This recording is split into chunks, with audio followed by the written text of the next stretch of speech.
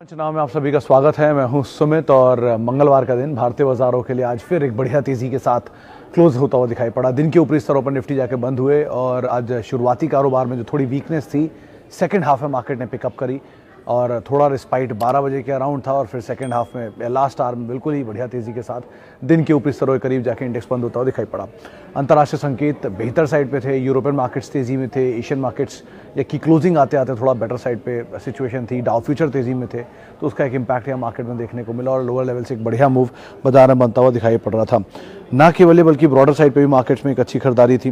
हालांकि बहुत बड़ी तेजी तो आपको नहीं दिखाई पड़ेगी। सेंसेक्स करीब 15-16 अंकों की बढ़त रही, निफ्टी भी 18 अंक बढ़कर करीब 15,850 के ऊपर बंद हुआ, 50 के आसपास बंद हुआ। लेकिन ये अगर आप लोअर लेवल से देखेंगे तो इंडेक्स में ज़रूर एक बढ़िया मूव आपको दिखाई पड़ेगा, जहाँ पे इंट्राडे लोस से करीब 200 अंकों के आसपास का मूव इंडेक्स ने दिया भी। आईटी रियल्टी में आज हल्की बहुत तेज़ी थी, लेकिन बढ़िया मूव आज था मेटल में, जो कि शॉर्ट कवरिंग के चलते ज़ोरदार तेज़ी में बंद हुआ। इसके अलावा ऑटो में, जो कि लगातार पिछले हफ्ते 7-7.5% का ऑलरेडी मूव दे चुका है, लेकिन उसके बावजूद भी यहाँ पर खरीदारी का रुझान बना हुआ दिखाई पड़ रहा है। एनर्जी आज एफ&ओ का टॉप गेनर और इंडेक्स का टॉप गेनर भी आपको ओएनजीसी दिखाई पड़ेगा। इनफैक्ट मिड कैप में ऑयल इंडिया आज मिड कैप के टॉप गेनर्स में आपको शुमार दिखाई पड़ेगा। तो एक बढ़िया मूव एनर्जी स्पेस के अंदर था। मेटल में हिंदुस्तान कॉपर, हिंडाल्को, वेदांता, टाटा स्टील, सेल, ये कुछ ऐसे नाम थे जहाँ पर खरीदारी बनते हुए दिखाई पड़ रही थी। सेलेक्टिव स्टॉक्स में और मूव था, specially mid cap small cap में। लिकर, मिड कैप लिकर के अंदर एक अच्छी, स्मॉल कैप लिकर में एसोसिएट अल्कोहल हुआ, सोम डिस्लरी ऐसी कंपनी हुई जहाँ पर एक बढ़िया तेज़ी बनते हुए दिखाई पड़ रही थी। इसके अलावा आईटी और रियल एस्टेट स्पेस में हल्की बहुत खरीदारी थी। मिड कैप आईटी में जो थोड़ी बहुत तेज़ी थी, लास्ट आवर में रियल एस्टेट में थोड़ा बहुत अपस्विंग आता हुआ दिखाई पड़ा, लेकिन प्रेशर था आज बैंक्स पे, फार्मा पे। फ्रंट लाइन में आज आपको तेज़ी में दिखाई पड़ेगा एल&टी, रिलायंस, जहाँ पर कुछ हद तक खरीदारी थी। आईटी से सेलेक्टिव आईटी स्टॉक, टीसीएस थोड़ी बहुत हल्की बहुत बाइंग वहाँ पर देखने को मिल रही थी। तो ऐसे अलग अलग पॉकेट्स में कामकाज था, लेकिन मेजरली आज आपको लोअर लेवल से ज़्यादा रिकवरी दिखाई पड़ेगी। प्रेशर था आज बैंक्स के अंदर, इसके अलावा सेलेक्टिव फार्मा के अंदर जहाँ दबाव था। कुछ आईटी जो कि कल तेज़ी में था, थोड़ी प्रॉफिट टेकिंग वहाँ देखने को मिल रही थी। मिड कैप स्मॉल कैप में कुछ न्यूज़ फ्लोज अच्छे थे। इम्पैक्ट था जोमेटो में, जहाँ पे वो ब्लिंकिट एक्विजिशन का दूसरा दिन था, जबकि यहाँ प्रेशर देखने को मिल रहा था। 10% के आसपास का फॉल आज के सत्र में देखने को मिला, कल 7-8% टूट चुका है। तो 2 दिनों में शेयर काफ़ी वाइप आउट हुआ। इसके अलावा आज जो कल हाईकल में तेज़ी थी, आज थोड़ी बहुत तक बिकवाली वहाँ पर आते दिखाई पड़ी, प्रॉफिट टेकिंग कह सकते हैं, वहाँ देखने को मिली। इसके अलावा सेलेक्टिव बाइंग अलग अलग स्टॉक्स में थी, मीडिया की स्टॉक्स में आज तेज़ी देखने को मिल रही थी। तो ऐसे करके आज ओवरऑल जो मूड माहौल था वो थोड़ा सुधरा ज़रूर था सेकेंड हाफ के अंदर, और इसी के दम पर एटलीस्ट इंडेक्स डे हाई के आसपास जाकर बंद होता हुआ दिखाई पड़ा। अच्छा, अब सवाल जवाब का सिलसिला शुरू करते हैं और बातचीत कर लेते हैं कुछ दर्शकों के सवालों को लेकर भी। सबसे पहला सवाल जो मेरे पास आया हुआ है वो है HDFC limited and Bajaj finance. Verma साहब, दोनों ही अपर एंड पर, दोनों ही थोड़े से महंगे। कल एक कॉलर से बात हो रही थी शाम 7:30 के शो में, तो उसमें बजाज फाइनेंस को लेकर सवाल आया, तो मानस ने एक ही बात कही थी कि अभी महंगे साइड पर है, अभी एटलीस्ट में हाथ मत लगाइए, नीचे की तरफ मिल जाए तो एक बार को फिर भी आप इसमें एंटर कर सकते हैं। और ये बात सच भी है कि वो बहुत महंगे साइड पर है, डिस्पाइट इतने फॉल के बावजूद भी, क्योंकि वो सुपर एक्सपेंसिव से थोड़ा कम एक्सपेंसिव हुआ है। लाइकवाइज HDFC लिमिटेड भी हायर लेवल से थोड़ा ईज आउट ज़रूर हुआ है, लेकिन अभी भी ठीक ठाक एंड पर नहीं पहुंचा है। लेकिन हैविंग सेड दैट, दोनों है क्रूशियल कंपनीज अपने अपने जोन्स की। वो लार्जेस्ट हाउसिंग फाइनेंस कंपनी और largest consumer durable finance company है, तो दोनों ही कंपनियों में फ्लॉ नहीं है, भाव में फ्लॉ है। तो अगर आप थोड़ा बहुत SIP के थ्रू जा सकते हैं तो चले आइए, लेकिन या व्यू आपका बहुत लंबा है तो। लेकिन अदरवाइज एज ऑफ नाउ के लिए आप यही मान के चलिए थोड़ा महंगा है, क्योंकि बजाज फाइनेंस तो ऑलरेडी 60 के CAGR से ग्रो कर रहा है पिछले 10-1 साल में, और 60 का CAGR मेंटेन करना इज़ नेक्स्ट टू इम्पॉसिबल किसी भी कंपनी के लिए। निफ्टी की बेस्ट नेक्स्ट कंपनी भी जो है वो 25-27 के CAGR से ग्रो करती है। तो इस तरह की ग्रोथ वाली कंपनियों का जो जब over a period of time वो अपनी प्रेजेंस प्रूफ करेंगी with due course of time, तो थोड़ा नीचे ही आएगा। तो वो ग्रोथ तो अब नहीं दिखती, लेकिन हाँ उस तरह की ग्रोथ नहीं है तो उस तरह के वैल्यूएशन भी शायद ना मिले, इसीलिए वो वैल्यूएशन थोड़े दिन में झड़ेंगे, नीचे की तरफ आएंगे। तो आप एक बार को एंटर कर जाए वो ज़्यादा बेटर है। कंपनी ख़राब नहीं है, लेकिन ओवर वैल्यूड साइड पर है, इसलिए एटलीस्ट आपको थोड़ा सा कॉशियस स्टांस मेंटेन रखना होगा। अच्छा जी, नवकार कॉप, अक्षय साहब, इसमें अगर वो थोड़ा उसका इम्पैक्ट आएगा, इनपुट कॉस्ट का काफ़ी इम्पैक्ट देखने को मिल सकता है, कि ये पूरा सेक्टर ही यूजुअली मतलब अगर कभी मुझे कोई लॉजिस्टिक में पूछता है किसी में लेने लायक कोई सिचुएशन है तो नहीं, पहले जिससे सेक्टोरल मूव आता है स्विंग्स के हिसाब से, यानी कि एकदम से चलेगा पूरा सेक्टर और एकदम से सेक्टर के अंदर मूव देखने को मिल जाता है। इनपुट कॉस्ट का इम्पैक्ट इनके साथ है ही, क्योंकि क्रूड भागा है और क्रूड इनके लिए बहुत मेजर हिस्सा रहता है, तो वो एक बड़ी चीज़ है। लेकिन क्योंकि डिलीवरीज बढ़ रही हैं, इंडस्ट्रियल एक्टिविटी इंप्रूव हो रही हैं, तो ठीक ठाक मूव रहता है। लेकिन अगर आप बहुत लॉन्ग टर्म सोच रहे हैं तो ऑब्वियसली बात है लीडर ब्लू डार्ट ही रहता है सेक्टर का, उसको आप देख सकते हैं। लेकिन अदरवाइज़ थोड़ा इंडिविजुअली आप देख समझ कर पढ़ कर ही इन कंपनियों में एंटर करिएगा, वही ज़्यादा बेटर है। क्योंकि फंसने के चांस, एक तो छोटा सेक्टर और उसमें भी बहुत छोटी छोटी कंपनियाँ, तो फंसने की गुंजाइश थोड़ी ज़्यादा रहती है। ऐसे बहुत सारे नाम हैं, पटेल इंटीग्रेटेड लॉजिस्टिक जैसी कंपनियाँ देख लीजिए आप, या सीकल देख लीजिए, जिन्होंने over a period of time performance भी दिया है, लेकिन फिर उसके बाद वहाँ से बहुत ईज आउट भी हुए हैं। तो इसीलिए ज़रा निवेश करने में बुराई नहीं है, लेकिन थोड़ा पढ़ लिख कर इसके बारे में निवेश करिए, वो ज़्यादा बेटर रहेगा। Sumit ji, our markets are now mostly driven by retail investor. नहीं सर, ऐसा इस तरह की कोई गलतफहमी मत रखिएगा आप अनिल जी कि रिटेल इन्वेस्टर्स तेज़ी को ड्राइव कर रहे हैं। आप जो एफआईज़ का आंकड़ा देखते हैं वो कैश मार्केट का एफआईज़ का आंकड़ा है, जिसपे एफआईज़ बिकवाली कर रहे हैं। लेकिन ऑन द कॉन्ट्री ऐसा भी तो हो सकता है कि एफआईज़ फ्यूचर में लॉन्ग कर रहे हों और कैश में बेच रहे हों। जो डेरिवेटिव के आंकड़े हैं उनको भी देख लीजिए एक बार, क्योंकि डेरिवेटिव में एफआईज़ की तरफ से लॉन्ग बन रहे हैं और डीआईज़ वहाँ पे शॉर्ट कर रहे हैं। तो आप ऐसा समझ लीजिए कि अपनी डिलीवरी की पोजीशन छोड़ रहे हैं और एफआईज़ में वही पोजीशंस को लॉन्ग कर रहे हैं। मिसाल के तौर पे एचडीएफसी का शेयर छोड़ रहे हैं, लेकिन एचडीएफसी का फ्यूचर लॉन्ग कर रहे हैं, तो ये सिचुएशन नहीं बन सकती है। तो इसलिए ये कभी आप नहीं काउंट कर सकते। ऑब्वियसली बात है, जिस जो डॉलर में पैसा डाल रहा है उसका 70 रुपया ज़्यादा है हमसे, वो तो $1 $70, $1 70 रुपये के बराबर है, तो आप या 75 या 78 रुपये के आसपास है, तो उनका फ्लो हमसे ज़्यादा ही रहेगा हमेशा। हैविंग सेड दैट, आप ये भी मान के चलिए कि इंडिया की जो एसआईपी फ्लो है वो भी काफ़ी अच्छा है, लेकिन सिर्फ वो ड्राइव कर रहा है वो अभी कहना सही नहीं होगा। तो बेटर यही कि एफआईज़ की जो डिपेंडेंसी है वो भी बनी रहेगी, ऐसा नहीं कि वो ख़त्म हो जाएगी। और एफआईज़ हमेशा चर्न करते रहता है असेट को, कि ऐसा नहीं वो चलेगा तो वापस नहीं आते, सालों तक वो ऐसी पैसा डालते हैं, निकालते हैं, सेफ एसेट क्लास में जाते हैं, फिक्स रिटर्न्स में जाते हैं। मिसाल के तौर पे आप अपने को ही आधार मान लीजिए कि अगर आपने कहीं आपको 8% फिक्स ब्याज मिल रहा है और बाज़ार बहुत अनसर्टेन है और इस अनसर्टेनिटी में आप 4-5% ही बना पाएंगे, तो आप इसमें क्यों आना चाहेंगे? आप उसी में जाएंगे ना जहाँ पे 8% फिक्स ब्याज मिल रहा है। अगर आपको लग रहा है कि कमोडिटी इन्फ्लेशन भागने वाला है और दुनिया भर में टर्मोइल्स चल रहे हैं, तो पहली चीज़ भागेगी क्रूड के बाद भागते हैं सारे एग्री कमोडिटीज़। तो अगर क्रूड भाग रहा है, क्योंकि उससे रिलेटेड एग्री कमोडिटीज़ होती हैं, तो क्रूड में अगर तेज़ी बन गई है तो एग्री कमोडिटीज़ में पैसा डाल देंगे, वो सारी इक्विटी मार्केट से पैसा निकालेंगे और बढ़िया कमोडिटीज़ में डाल देंगे, जिसमें रबर, कॉफ़ी, टी, इनके प्राइसेस शूटअप करेंगे, उससे कमाएंगे।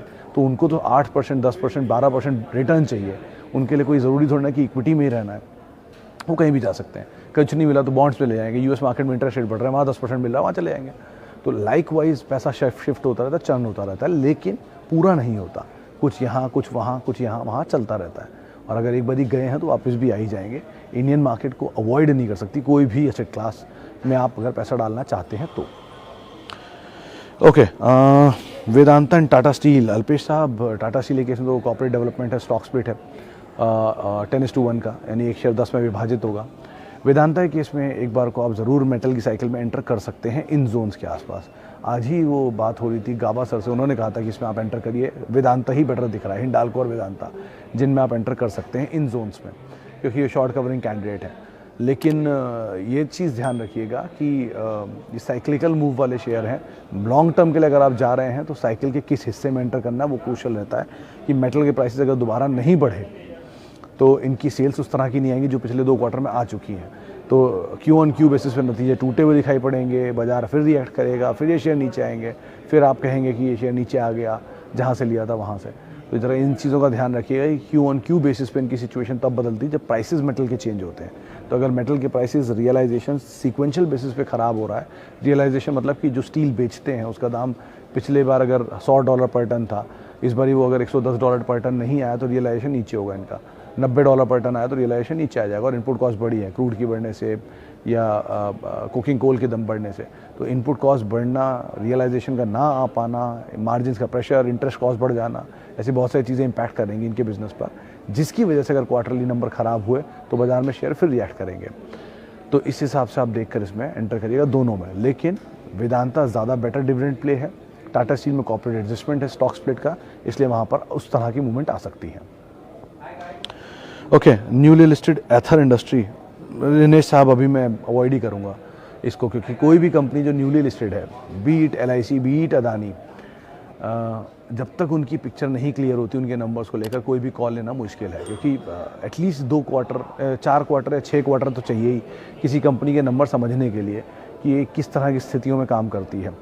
केमिकल कंपनी क्वार्टरली बेसिस पर आपको सीज़न के हिसाब से अच्छे नंबर दे सकती है। फूड कंपनी स्टेबल नंबर देगी। IT कंपनी डॉलर रुपये इक्वेशन के हिसाब से चलेगी। एक्सपोर्ट ओरिएंटेड कंपनियां बेसिकली उसमें चलेंगी। कमोडिटी बेस्ड कंपनियों की इनपुट कॉस्ट बढ़कर आएगी, कुछ के रियलाइजेशन अच्छे आएंगे। तो कुछ भी कहना मुश्किल होता है 1 क्वार्टर के नंबर या 2 क्वार्टर के नंबर को लेकर। तो अभी too early to see anything है। मैं आपको कुछ भी बोलूँगा और आपकी सिचुएशन और डिटोरिएट हो जाए, इससे बेटर अभी कुछ भी कहना मुश्किल है मेरे लिए। ओके, साउंड प्रॉब्लम सर इसलिए कि आज इसी फ्लोर पे 2-4 लोग और मेरे साथ खड़े होकर कुछ लिंक्स दे रहे हैं, तो उनकी ऑडियो भी मेरे आसपास आ रही है, तो मुझे धीरे बोलना पड़ रहा है इसलिए। ओके, इन्फोसिस 1000 शेयर 1550 10 साल। अरुण साहब सही कंपनी है, लेकिन एक ही प्रॉब्लम है कि आपने एक लॉट में एक बड़ा हिस्सा खरीद लिया 1000 शेयर 1500 के दाम पर। इसी तरह की कंपनी अगर आप एवरेज करते हुए चल रहे होते, SIP वे में जा रहे होते, तो आपकी एवरेज शायद नीचे होती, जब कभी इन्फोसिस नीचे आता था। लेकिन क्योंकि एक चंक में आपने खरीद लिया, तो अभी तो आप बने रहिए, कुछ मत करिए इसमें। कंपनी अच्छी है ही, तो राय नहीं है इसमें, डिविडेंड भी अच्छा मिलता है, बायबैक्स भी करती रहती है टाइम पर। लेकिन हैविंग सेड दैट, कभी भी इस तरह कोई नया आप निवेश करना चाह रहे हो, इस तरह की बड़ी पूंजी आप निवेश कर रहे हो, तो आपके लिए बेटर यही है कि आप SIP वे में थोड़ा थोड़ा हर महीने निवेश करते रहें। भले ही 15 लाख रुपये आपके थे, तो लाख रुपए 12 महीने में आपने डिस्ट्रीब्यूट कर दिए, तो उससे ये होता कि आपकी कॉस्ट नीचे आ जाती।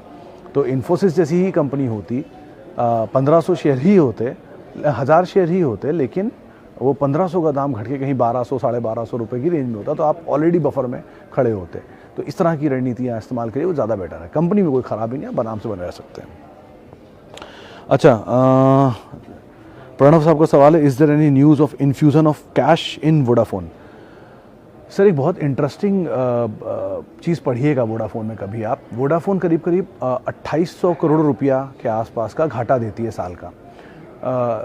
और क्योंकि इसके नंबर ऑफ शेयर नहीं, 2800 करोड़ इसके नंबर ऑफ शेयर होल्डर हैं, और जो घाटे का सिनेरियो है, उस सिनेरियो के हिसाब से इसको प्रॉफिट में आने के लिए यहाँ से शायद 3 गुना पैसा कमाना पड़ेगा, मुनाफा, तब जाके वो प्रॉफिट में आएगी। पहली चीज़। दूसरी चीज़, हायर इंटरेस्ट रेट बढ़ रहा है, तो अगर प्रोमोटर पैसा डाल भी देता है, जो नहीं डाल रहा है सोफार, जो मैंने नहीं सुना है, लेकिन अगर डाल भी देता है तो ब्याज भी तो बढ़ जाएगा ना। 25 बेसिस पॉइंट की बढ़ोतरी हुई, फिर 20 बेसिस पॉइंट या 40 बेसिस पॉइंट की और हो गई। तो हमारे लिए अगर इंटरेस्ट कॉस्ट, हमारी EMI बढ़ी होगी, तो इनकी EMI कितनी बढ़ेगी इस तरह के मासिव 1.5 लाख करोड़ के डेट के ऊपर, तो वो भी आप कैलकुलेट करिएगा, हर क्वार्टर बाय क्वार्टर वो बढ़ती चली जाएगी। तो एक फ्लॉ कि इनके पास इंटरेस्ट कॉस्ट इनकी बढ़ रही है। दूसरा फ्लॉ कि इनके पास लॉस कंटिन्यूसली मेंटेन्ड हो रहा है। तीसरा फ्लॉ कि इतनी बड़ी इक्विटी साइज़ ऑलरेडी है, बार बार इक्विटी रेज करके बाहर से पैसा उठा के इक्विटी के बदले में इन्होंने इक्विटी साइज़ इतना बड़ा कर लिया है। तो इस तरह के फ्लॉज के बीच में आप क्यों उस एक छोटी सी न्यूज़ के ऊपर एंटर करना चाह रहे हैं? एक मोमेंटम कैच करना, तो दुनिया में 50 कंपनियों में कैच कर लीजिए। इस तरह की इन्वेस्टमेंट करने की बजाय आपको जब कुछ नहीं समझ में आता तो लीडर में चले जाइए, बेस्ट है। वहाँ पर एटलीस्ट खोने के लिए कुछ नहीं होता। तो Bharti and Reliance obviously telecom leaders हैं, इनको आप देखिए क्यों वोडाफोन के चक्कर में पड़ रहा है। IEX, पवन साहब, इसमें एक न्यूज़ फ्लो चल रहा था वो कि एक प्राइवेट एक और नए एक्सचेंज को मंजूरी मिल सकती है, और इस एक्सचेंज की नई एक्सचेंज के आने की खबर के बीच में इसको आज तोड़ा गया है। और वैसे भी शेयर बहुत ज़्यादा भागा हुआ है, क्योंकि ये एक तरफा चला था, स्टॉक स्प्लिट और बोनस वगैरह इसमें जो एडजस्ट हुए थे वो। तो इस तरह के मूव के बाद तो शेयर वैसे भी नीचे आना ही था। तो अभी तो एटलीस्ट आप बने रहें, क्योंकि आप मेरे बोलने में बेचेंगे तो हैं ऑब्वियसली, लेकिन बेटर यही कि कोई भी तेज़ी मिले, आपके भाव से ऊपर आए, निकल जाएँ। और बहुत ज़्यादा इक्विटी फ्लो है, बहुत ज़्यादा न्यूज़ फ्लो है, बहुत ज़्यादा प्रॉफिटेबिलिटी लो है in comparison to equity size, तो उसका ज़रा ध्यान रखिएगा आप। ओके, एक आखिरी सवाल और लेता हूँ।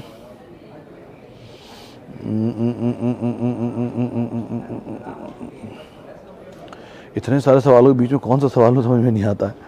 इन्फोसिस पे हम बात कर चुके हैं, हिंदुजा ग्लोबल और पॉलीप्लेक्स, ये दोनों पे बात कर लेता हूँ।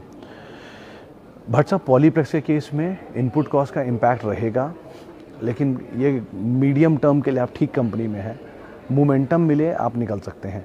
ये अभी बीच में किसी एक जानकार ने हमारे यहाँ तेज़ी की बात भी इसमें की थी, उन्होंने इसमें खरीदारी की राय दी थी। तो आप एटलीस्ट अभी तो बने रहें, कोई भी तेज़ी मिलती है तो आप थोड़ा थोड़ा करके उसके हिसाब से कॉल ले सकते हैं। न्यूज़ फ्लो पे डिपेंड करता है, नंबर्स पे डिपेंड करता है। रही बात हिंदुजा ग्लोबल की, देखिए आईटी स्पेस में हायर लेवल से करेक्शन है और सभी आईटी कंपनियों में करेक्शन है, तो ये भी टूटा। लेकिन इसके केस में एक स्पेशल चीज़ थी कि इनके पास स्पेशल डिविडेंड आ रहा था, जिस डिविडेंड को भी इन्होंने एडजस्ट किया है। बाजार ने उसके पहले भी एक तेज़ी दिखाई थी, तो वो डबल मार इसको पड़ी है। इसीलिए हैविंग सेड दैट आईटी में रिबाउंड आएगा, आज नहीं तो कल, कल नहीं तो परसों, क्योंकि कल ही मैं देख रहा था कि 5.5 रुपये या 6 रुपये, 5.5 या 6% के आसपास इंडियन करेंसी वीक हो चुकी है डॉलर के कंपैरिजन में इसी क्वार्टर में। तो अगर इस तरह की वीकनेस रुपये में है ही और डॉलर में स्ट्रेंथ रहेगी तो ऑब्वियस बात इनकी रियलाइजेशन अच्छे होंगे आईटी के, और अच्छे नंबर ये लोग, क्योंकि एक्सपोर्ट ओरिएंटेड है सारी की सारी कंपनियाँ, कैश जनरेटिंग कंपनियाँ हैं, सब अच्छा डिविडेंड, अच्छा पैसा रियलाइज़ करेंगी डॉलर रेवेन्यू में। तो बेटर ये है कि अभी तो बने रहें, लेकिन मोमेंटम मिले उसके हिसाब से आप कॉल लें। आईटी में और बेटर नाम है जिनमें आप जा सकते हैं, लेकिन यहाँ डिविडेंड प्ले है जो ख़त्म हो चुका है, तो उस हिसाब से आप अपनी कॉल ले सकते हैं। चलिए फ़िलहाल अब इतने ही सवालों को मैं शामिल करूँगा। बहुत सारे लोगों से माफ़ी और बहुत बहुत शुक्रिया बहुत सारे लोगों का जिन्होंने हमसे सवाल पूछे, हमसे बातचीत की। आपसे कल मुलाकात होगी बुधवार के दिन, तब तक के लिए @सुमित रिसर्च मेरा ट्विटर हैंडल है।